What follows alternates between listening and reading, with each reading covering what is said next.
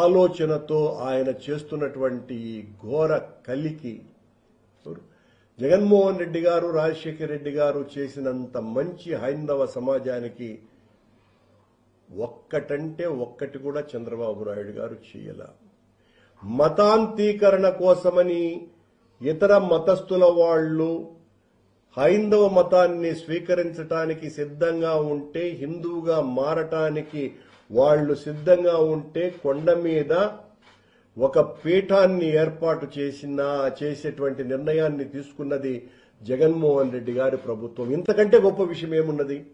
ఈ రోజున కింద అలిపిరి దగ్గర జరుగుతున్నటువంటి మొత్తం లోకంలో ఉన్నటువంటి భక్తులందరికీ కూడా స్వామివారి అనుగ్రహం లభించాలన్నటువంటి ఒక గొప్ప ఆలోచనతో శ్రీనివాస దివ్యానుగ్రహ హోమం నిరంతరాయంగా జరుపుతున్నది ఎవరు? కొత్తగా చంద్రబాబు నాయుడు గారి ప్రభుత్వం చేసినటువంటి పని ఏమీ లేదని, మా మీద దాడి చేయటమే తప్ప వాళ్ళ రెడ్ బుక్ రాజ్యాంగం